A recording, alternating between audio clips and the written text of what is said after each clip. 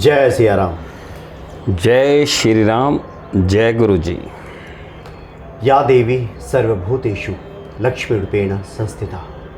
महालक्ष्मी की कृपा के बिना इस संसार का कोई भी कार्य संभव नहीं हो सकता, संपन्न नहीं हो सकता। दिवाली को लेकर बहुत सारी जिज्ञासाएं सामने आई हैं कि हम क्या करें, कैसे पूजन करें, कैसे उपाय करें, क्या कुछ करें कि महालक्ष्मी की कृपा हमें प्राप्त हो जाए। खासकर धनतेरस से लेकर दिवाली तक का जो समय होता है, ये बड़ा विशेष समय होता है। इस विशेष समय को कैसे हम उपयोगी बनाएं, यही सब बताने के लिए आज हमारे सामने उपस्थित हुए हैं ज्योतिषाचार्य मुकेश नारंग जी, जो कि वास्तु के भी जानकार हैं। स्वागत है आपका। जय सिया राम। जय श्री राम। जय गुरु जी। बड़ा ये शुभ मौका है और आप तो कई उपाय लेकर आते रहते हैं। धनतेरस और दीपावली को लेकर आज भक्तों को क्या बता रहे हैं?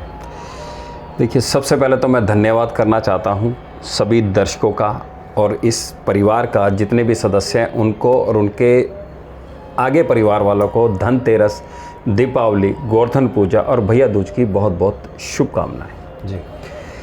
देखिए, हमारे यहाँ एक बड़ा अद्भुत संयोग बनता है कि ये 5 दिवसीय जो पर्व होता है, यहाँ पे कुछ अद्भुत प्रयोग भी होते हैं। और सबसे बड़ी बात है, दीपावली मनाना हमारा एक परंपरा भी है। एक परंपरा को किसी प्रकार से आप उसको भंग मत कीजिए। आप दीपावली पे जो कर रहे हैं, पाठ पूजा कर रहे हैं या जो नियम अपना के चल रहे हैं, या आपके परिवार में आपके परदादा ने दी हो, दादाजी के हो, माँ के हो, जो भी हो, उनको आप निरंतर निभाने की जो परंपरा है उसको यदि संजो के रखते हैं, अपने ऊपर लागू करता हो, इस सबसे सरल विधि जो आपके लिए उत्तम है। अरे हम अपने परंपराओं का भी निर्वहन जरूर करें उस दिन। और किसी प्रकार का भी इन विशेष दिनों के अंदर किसी प्रकार का तामसिक भोजन, और एक परंपरा ये भी देखी गई है दिवाली के दिनों में जुआ खेलने की, उस पक्ष में मैं नहीं रहता जी।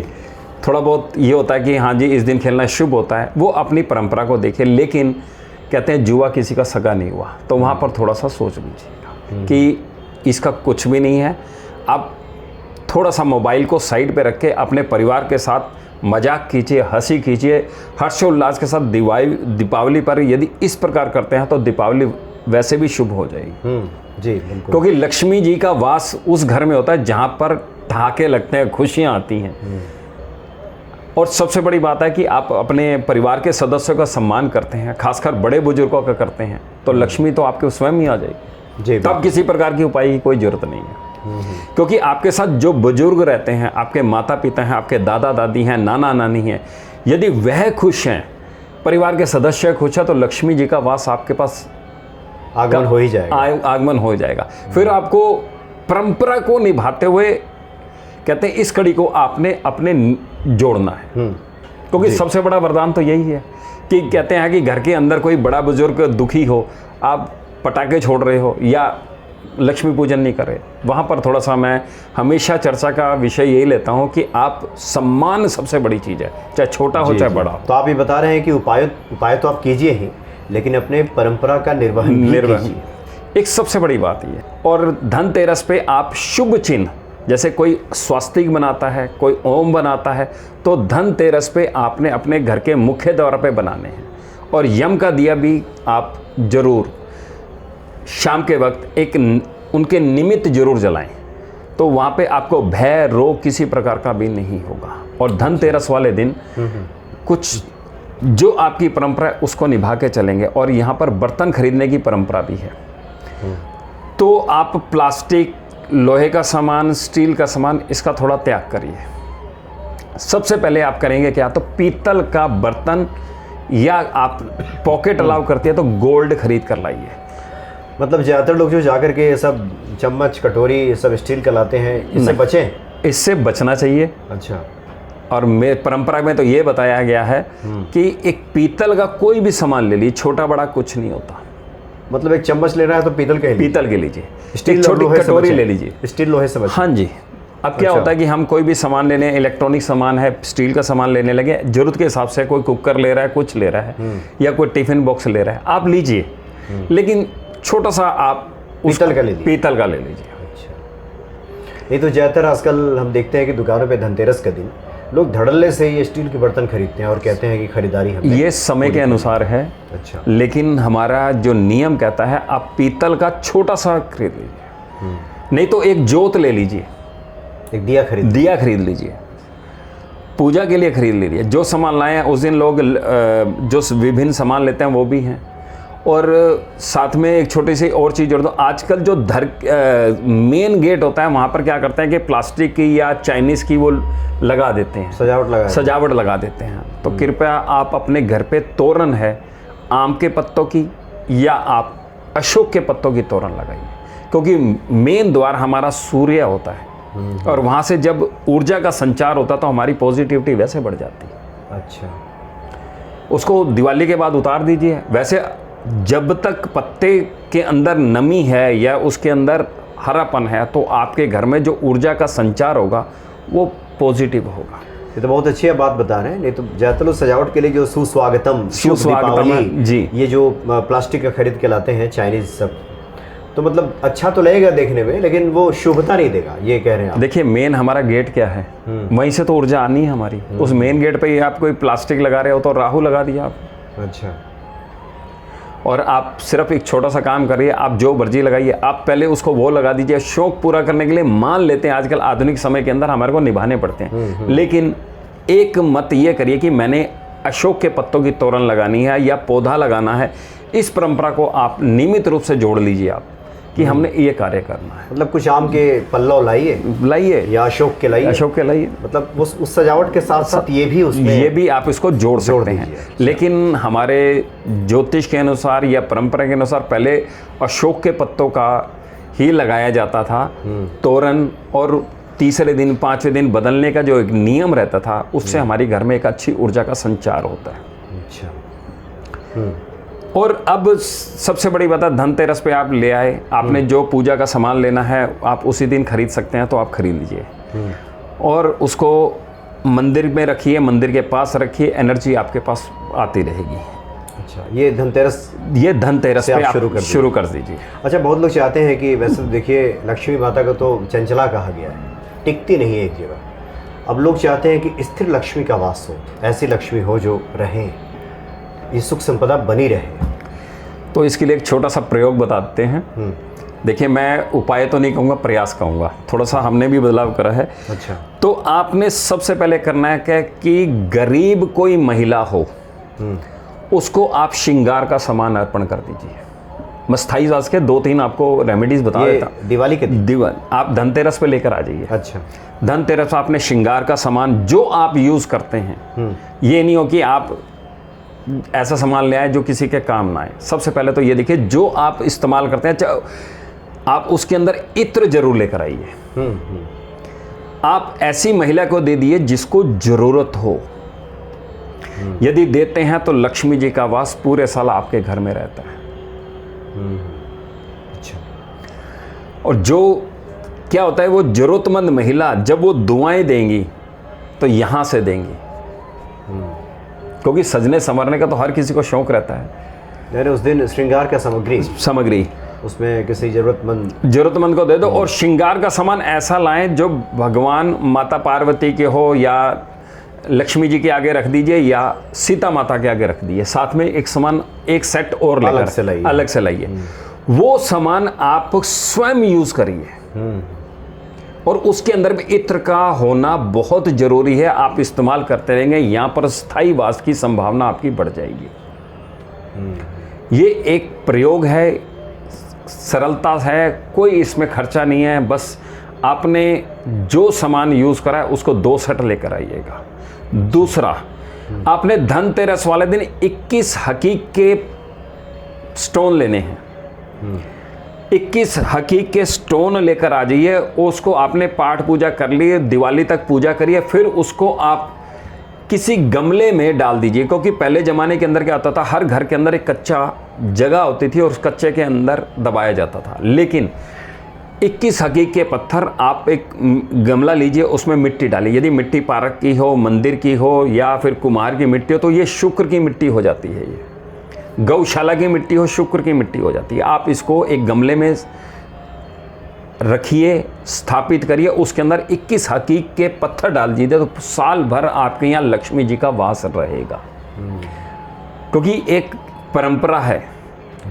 इस प्रकार से करते हैं, आप इसको स्थापित कर दीजिए। मैं आपको विश्वास दिलाता हूँ, उसको मैं चेक करके भी बता दूंगा इस ओरा स्कैनर से कि आपके घर में क्या लक्ष्मी जी का है, वास हो रहा है कि नहीं रहा। चेक भी करके बता सकता हूँ कि आपके घर में वाकई लक्ष्मी जी का है। मतलब कुछ चीज़ों को हम चेक भी कर सकते हैं, देखा जा सकता है।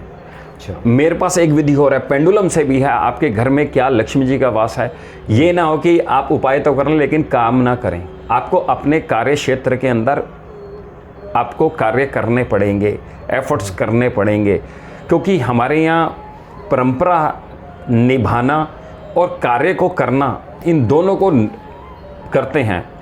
उतना ही आपके नियम से अनुसार आपको धन आगमन होने के जो रहेंगे वो आपके 100% होने की संभावना बढ़ जाती है। तो ये आप कह रहे हैं कि इन उपायों को के पहले ये इस पे वास्तु की बात का आप कह रहे हैं कि पहले कुछ चीज़ें ठीक रहे भीतर, ठीक बीत रहे नहीं, ये धनतेरस वाले दिन खरीद के लाइए। अच्छा। जब पाठ पूजा करने के बाद, दिवाली के बाद भी कर सकते हैं, नहीं तो रात को 12 बजे आप इस जो मैंने बताए हैं 21 हकीक के पत्थर दबा सकते हैं उसको गमले के अंदर जो मैंने बताए हैं। फिर और साथ में एक काम और कर सकते हैं, आप एक चांदी की डब्बी लीजिए, कचनार के पत्ते लीजिए और साथ में नाग केसर लीजिए और शहद लीजिए। आप तीनों अलग अलग लेके रख लीजिए। इनको आप पूजा में सम्मिलित कर लीजिए, पूजा में रख लीजिए। पाठ पूजा करने के बाद फिर इसको आपने क्या करना है कि इनको डब्बी में डालना है। डब्बी में डालने के बाद इसको लाल कपड़े में बांध कर आप जहाँ पे धन रखते हैं वहाँ पर स्थान पर इसको स्थापित कर दिए। समय समय पर धूप अगरबत्ती दिखाते रहे, लक्ष्मी जी के मंत्रों का जाप करते रहेंगे तो धन आगमन होना शुरू हो जाएगा। अच्छा। ये एक प्रयास है, प्रयोग है। मैं बार बार ये कहता हूँ क्योंकि हम प्रयास करेंगे तभी यहाँ पर हमारे धन आगमन होने की संभावना बढ़ जाएगी। लक्ष्मी जी का पूजन कीजिए, श्रद्धा और भाव जितने रखेंगे ये उपाय उसी को लगते हैं जिसका समय बदलने वाला हो, या बार बार प्रयास करने पे समय जरूर बदलता है, इतना आप सोच लीजिए। और इन दिनों के अंदर एक मनोज जी बड़ी तांत्रिक क्रिया होती है आजकल। अच्छा। अभी हम जब बैठे हुए थे तो कई 4-5 दिन से या एक हफ्ते से मेरे पास इस प्रकार से फ़ोन आ रहे हैं कि हमारे ऊपर कोई तांत्रिक क्रिया है, और यहाँ तक और लाइव के माध्यम से बता रहा हूँ कि ऐसा स्वाभाविक है। इन दिनों के अंदर होली दिवाली पे तांत्रिक क्रियाएं बढ़ जाती हैं। अभी कल की बात है कि आज 2 साल पहले लगभग, मेरे पास डेट भी है, 23 जनवरी 2023 को मेरे पास एक महिला ने संपर्क करा और संपर्क करा, कहते जी आप हमारे बारे में बताइए। और बताने के बाद मैंने उसको बताया आपके भाइयों के ऊपर किसी ने तांत्रिक क्रिया कर रखी है। अब उसने मेरे से परसों कांटेक्ट करा, कहते जी आप बताओ। मैं बिल्कुल भूल चुका था और भूल चुका था तो मैंने कहा जी इस व्यक्ति के ऊपर, आपके भाई के ऊपर तांत्रिक क्रिया हुई और आपके भाइयों की शादी भी नहीं हुई होगी। मैंने, कहते जी आपसे हमने 2 साल पहले पूछा था, लगभग जनवरी, लगभग 1 साल 10 महीने हो गए। तो कहते जी आप बताओ। तो उसने मेरे को बताया, कहते आपने तब भी यही बताया था, आज भी यही बताया है। तो प्रमाण उसने मेरे को दिया। कहते जी आपसे मैंने जनवरी 23 में पूछा था और आज पूछ रही हूँ, और अक्टूबर उसने 13 को बात करी मेरे से। उसने आज 15 तारीख को ये शूट कर रहे हैं हम, और 13 तारीख को उसने मेरे से पूछा। मैंने कहा जी आपके ऊपर। कहती है आज से 6 महीने पहले मेरे भाई की पॉकेट से कुछ चीज़ें ऐसे निकली जो किसी न किसी भाइयों को शादी होने के लिए, घर की तरक्की के लिए, हालांकि एक भाई उनका गवर्नमेंट नौकरी है। अच्छा। किसी प्रकार की कोई तरक्की नहीं हो रही थी। उनका लगभग 86 और 84 का बर्थ है। यानी कि उन्होंने इतना जकड़ रखा, और एक भाई ने तो एक किसी जगह पर जाके शादी कर ली, लेकिन परिवार वाले उसको स्वीकार नहीं कर रहे उस महिला को। यानी कि इस तरीके से जकड़ा हुआ था। तो अब उस पे कार्य चल रहा है, उसके लिए हम रेमेडी कर रहे हैं। तो जो भी हो, मैंने उनको ये बताया था। क्या क्या पॉकेट से निकला, मतलब ये जो लोग क्रिया करते हैं चीजें भेज देते हैं। अच्छा। उसको रख दिया मतलब उसको किसी न किसी उसके घर पे रख दिया या पॉकेट में रख दिया। अच्छा, कोई जानने वाले ने। अच्छा। अब क्या था कि उसने शादी करी थी, कहीं पे जाके शादी करी थी। हालांकि वो शादी रजिस्टर्ड नहीं है, या एक होता है समाज के अंदर शादी करना, तो वो रजिस्टर्ड हमारी सरकार भी मानती। वैदिक रीति रिवाज से वैदिक रीति रिवाज से नहीं। उन्होंने शादी करी थी, किसी मंदिर में जाके शादी करी थी। अच्छा। तो वहां से उस भाई का स्वभाव बदल गया। और मतलब जिसने शादी करी। अच्छा। बड़े भाई जो था उसकी शादी नहीं हुई, छोटे भाई ने शादी करी, तब से उनके घर में ये चल रहा था कि कोई रिश्ते आते थे, टिकते नहीं थे, या वो लड़की किसी तरीके से उसके यहाँ पर आ नहीं रही थी। मतलब कुल मिलाकर वो सारी चीज़ें क्वेश्चन मार्क लगी हुई थी। तो उस महिला ने कहा, उसकी सिस्टर ने मेरे को कहा, कहते कि आपने जब मेरे को जनवरी 23 में बताया था कि तांत्रिक क्रिया, तो हमारे भाई की जेब से 6 महीने पहले एक कुछ सामान निकला जो एक पोटली के रूप में बंधा हुआ था। अच्छा। उससे क्या था, भाई चिड़चिड़ा हो गया, उसके भाई की स्वभाव में फर्क है, दोनों भाई में अनबन होने लगी। तो मैंने कहा जी देखो जी, मेरे को नहीं पता, आपने पूछा था तो चांस की बात है। फिर मैंने उनकी पिछली डेट देखी तो वो तब मिली, तब वो महिला रोई, कहती ये क्या है। तो कहीं ना कहीं इन दिनों के अंदर जो तांत्रिक क्रिया करी हो या रिमूव हो गए या कुछ उसके अंदर कुछ अंश रह गया हो, तो वहाँ पे जाके उसको रिमूव करने का आज से कार्य शुरू हो रहा है। क्योंकि यहाँ पर देखो, करना कराने वाले हमारे प्रभु राम हैं, बजरंगबली हैं, लेकिन जो एक विधान बताया गया उस हिसाब से उनके अब कार्य शुरू हो चुके हैं। अभी एक और मैं ले रहा था, मनोज जी को मैंने सुनाया भी था कि एक टीचर है, उनके पति के ऊपर तांत्रिक क्रिया कैसे हुई। उन्होंने मेरे से करीबन मई के महीने में पूछा कि मेरे पति के बारे बताओ, तो मैंने कहा इसके ऊपर तांत्रिक क्रिया है। तो मैंने इनको सुनाया और उसके अंदर उन्होंने कहा कि आपने देखते के साथ ही बताया था। अब उनके 15 दिन पहले उनके घर की अलमारी में कोई ऐसा सामान रखा हुआ था, बिल्कुल सत्य बता रहा हूँ, और वहाँ पे कोई एक पुराना कॉइन भी रखा हुआ था। तो मैंने कहा इसको आप किसी पेड़ के नीचे छोड़ दीजिए और पीछे मुड़ के मत देखना। तो यानी कि एक बिल्कुल सत्य है। और एक और केस आया कि उसकी भी शादी नहीं हो रही, वो 68 का बर्थ है, उसके घर में भी तांत्रिक, मतलब 4-5 दिन के अंदर ऐसे किस्से, मतलब सप्ताह से किस्से रोजाना मेरे पास 1 या 2 किस्से आ रहे हैं। तो आदमी 55-57 साल का हो गया, 55-57 साल का हो गया, लेकिन शादी नहीं होने का कारण भी पता लग गया। अच्छा। मतलब उसने मेरे से, मैं नाम भी बता सकता हूँ, तो उसके अंदर मैंने उसको कहा, मैंने कहा आपके घर पे तो है, लेकिन उनके घर में एक मृत्यु होने पर कुछ समय ऐसा आ गया कि वहाँ पर किसी तरीके से उसको रिमूव भी नहीं किया जा सकता। अच्छा। तो मतलब अभी भी ये सब क्रिया बिल्कुल आजकल के टाइम में बिल्कुल है। अच्छा। सत्य बात है।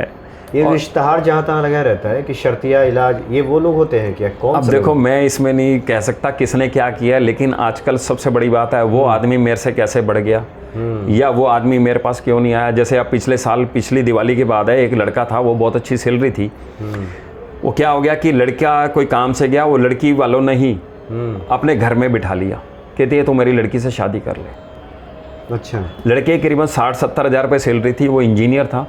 अब उसकी माँ ढूंढे जी 3 महीने से मेरा लड़का घर नहीं आ रहा, पता ही नहीं है जी। माँ तो बेचैन थी कि मेरा लड़का कहाँ चला गया। मैंने उसको कुछ रेमेडी बताई, वो घर पे आया तो मैंने क्या था, मैं कि इसकी तो फरवरी में शादी होने वाली है। कहती जी मेरा लड़का मिल नहीं रहा, आप शादी की बात कर रहे हो। तो फिर उसको वहाँ पर भी उसको कुछ, अच्छा, ये सब किया। और जहाँ ये शूट हो रहा है इसके नज़दीकी है वो घर, आपके एरिया का ही है, मतलब गाजियाबाद की है। अच्छा। हाँ जी, लड़की गाजियाबाद की और लड़का मधुबन चौक का, वो दिल्ली। अच्छा। लड़का 3-4 महीनों से माँ के संपर्क में नहीं था। फिर वो ठीक हुआ, वो माँ के पास आया। फिर मैंने कहा जी देखो जी, ये लड़की चाहती है और किसी तरीके से शादी करना चाहती है, मैं शादी को कब मना कर रही हूँ। माँ ने भी कोऑपरेट करा। तो यानी कि ये दिवाली के आसपास की बात है, ज़्यादा होती है दिवाली होली में ज़्यादा होगी। मतलब ये किस्से ऐसे हुए हैं। अच्छा। तो उन्होंने भी मेरे को याद किया, कहते जी आपने पिछली दिवाली पे आपने ये केस लिया था और फरवरी में शादी तक साथ में थे, आपने बहुत अच्छे, हमारी शादी का एक आयोजन हुआ या जो समारोह हुआ, जो हमारा हुआ वो रीति रिवाज हुआ, अब कुछ करना है। तो ये संपर्क जो है ये कहीं ना कहीं हमारे को एक एग्जाम्पल के रूप में मिलता है, तो हम खुद हैरान हो जाते हैं। बिल्कुल बिल्कुल, क्योंकि आजकल आधुनिक समय के अंदर ये चीज़ें बिल्कुल सत्य हैं, हो रही है अभी भी। तो ये आप बता रहे हैं कि दिवाली के मौके पर इससे बचने के उपाय कुछ बता रहे हैं? बचने के लिए उपाय यही है कि आप किसी प्रकार का चौक क्रॉस मत करिए। जिनके घर के आसपास कोई चौक है उसके लिए तो मेरे से निजी संपर्क करेंगे। चौक क्रॉस ना करें। मैं बता देता हूँ, जहाँ पर चौक हो, जहाँ पे 4 रास्ते चार हों, रास्ते, चौराहा वहाँ पर विशेष ध्यान करिएगा। पार करने का। हाँ, उसको विशेषकर ध्यान रखिएगा, कभी भी क्रॉस मत करिएगा, इन दिनों के अंदर ज़्यादा है। एक तो ये है, दूसरा किसी भी लेकिन लोग तो पूछेंगे हम लोग जाएंगे कैसे, रास्ता नहीं वही बता है रहा तो। हूँ ना, जैसे हाँ। अब ये प्लस का निशान है तो थोड़ा साइड से निकल जाइए। और ध्यान रखिए, ध्यान रखिए, कुछ है तो नहीं, कुछ पड़ा तो नहीं हुआ। अच्छा, ये बात। और एक चीज़ और भी बताऊं, जो चौक पे रहता है उसके घर की हालत देख लेना, वो कभी भी 8 साल 2 साल 10 साल बाद उनके घर का हालत क्या है ये चेक कर लेना। अच्छा, चौराहे पे जिसका घर है, हाँ जी, चेक कर लेना, दिक्कत आती है। पारिवारिक दिक्कत आती है, अच्छा। ये भी एक है। हाँ, एक आप देखना, आप थोड़ा सा गैस लगाना, क्योंकि देखो आजकल तो फ्लैट आ गए, कोठियाँ आ गई, या जो भी है फ्लैटों में हो गए, लेकिन आप उसको थोड़ा सा दिमाग लगाकर थोड़ा सा सोचिए कि इस परिवार की उन्नति के अंदर बाधा का कारण क्या है। अच्छा, चौराहे वाले लोग, चौराहे वाले लोग देख लेना, गारंटीड है। कर्ज चढ़ गया होगा, परिवार में शादी नहीं हो रही होगी, या किसी प्रकार का अनिष्ट हो रहा होगा, आप देख लेना। तो वहां भी थोड़ा सा बच के चलिएगा। अच्छा, यदि किसी कारण से कोई बीमार हो जाए, इस कारण से बीमार हो जाए या बीमारी नहीं छूट रही हो, तो आज एक छोटा सा प्रयोग बता देते हैं, दीपावली पे करने हैं ये सब। आपने क्या करना है कि एक आटे का दिया बनाना है जिसके 4 मुख हों। अच्छा, चौमुखी दिया। चौमुखी दिया बनाया, उसके अंदर आपने करना क्या है, फिटकड़ी भर देनी है। फिटकड़ी भरने के बाद फिर उसके और साथ में आपने इतनी मात्रा में 125 ग्राम आप कपूर भी ले लीजिए, ये देसी कपूर ले लीजिए। फिर आपने करना है कि उस दिए को फिटकड़ी से आपने करना क्या है कि जो बीमार व्यक्ति है उसके 21 बारी एंटी क्लॉक घुमाकर आपने चौक पे रखना है, और उस कपूर को दक्षिण दिशा की ओर फेंक दीजिए।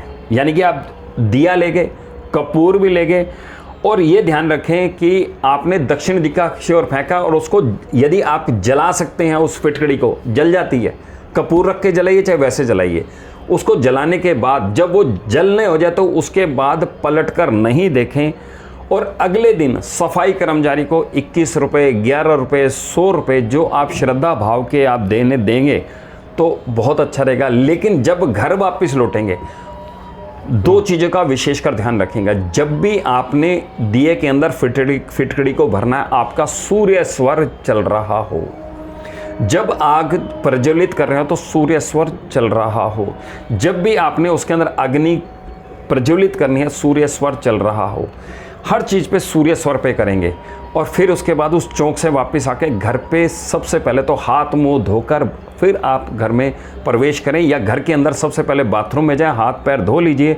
तो ऊपर वाले ने चाहा तो वो बीमारी जो आपके परिवार के सदस्य किसी को है उससे दूर हो जाएगी, ऐसा आप मान के चलिएगा। तो सूर्य स्वर आप कह रहे हैं, सूर्य स्वर हम एक बार याद दिला देते हैं।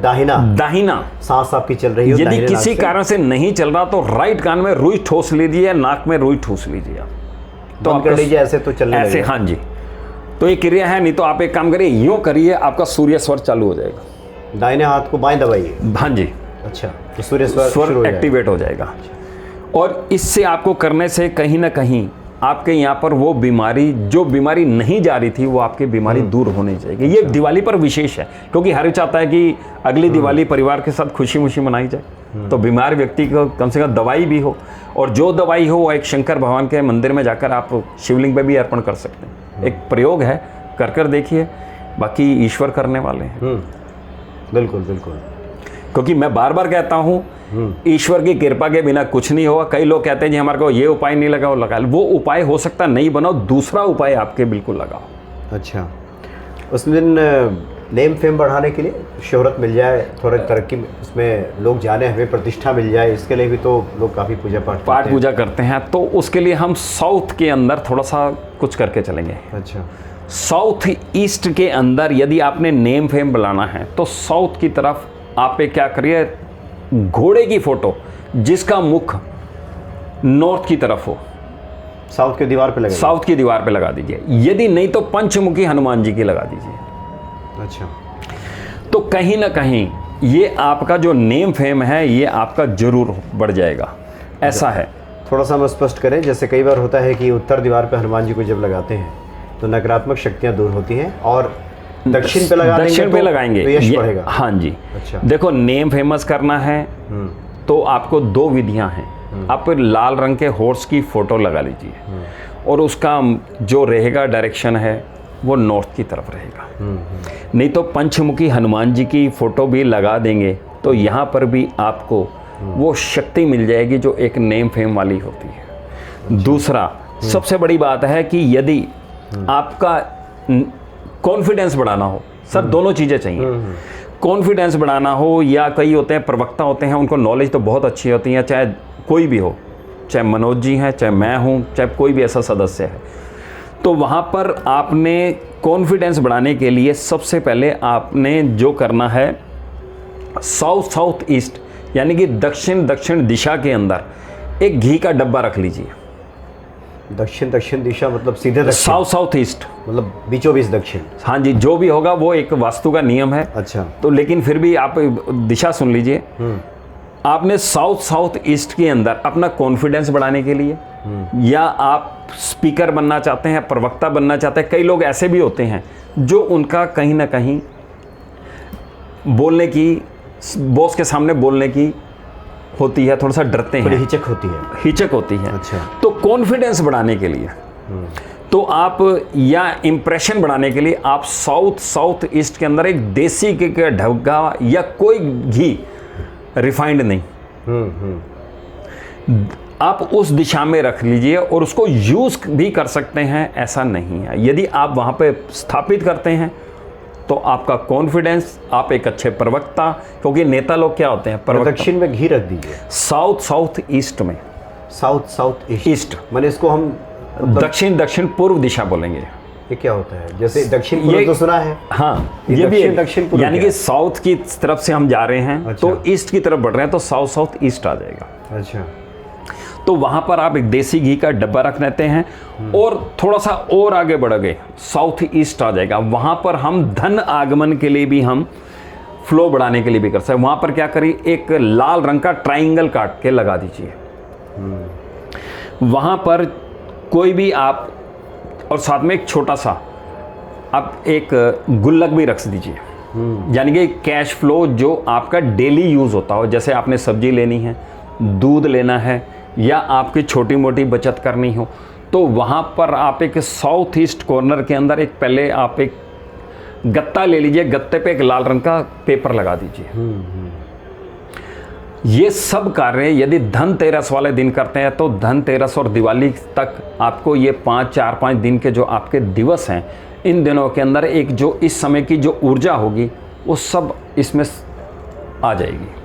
क्योंकि त्यौहार के अंदर एक जो हवा चलती है, मिठास चलती है, परिवार इकट्ठे होते हैं, पूजा करते हैं, तो सब एनर्जी आपकी जागृत हो जाएगी। इतना ही कर लेंगे तो यहाँ पर आपके यहाँ पर कोई सी प्रकार की धन संबंधित, धन डेली कैश आना, धन का फ्लो का आना, ये आपके यहाँ जरूर बनेगा। तो आज तो आपने लगभग सभी विषयों की बात कर ली कि धनतेरस और दिवाली के मौके पर, चाहे आपका स्वास्थ्य हो, रोज़ी रोज़गार हो, अगर आपको ऐसा लगता हो कि नकारात्मकता ने घेर रखा है, किया कराया हो, तो सबका उपाय आपने बताया है। और बाकी कुछ जिज्ञासाएं अगर शेष रह जाती हैं तो फिर आप बात कर सकते हैं, आप लिख सकते हैं।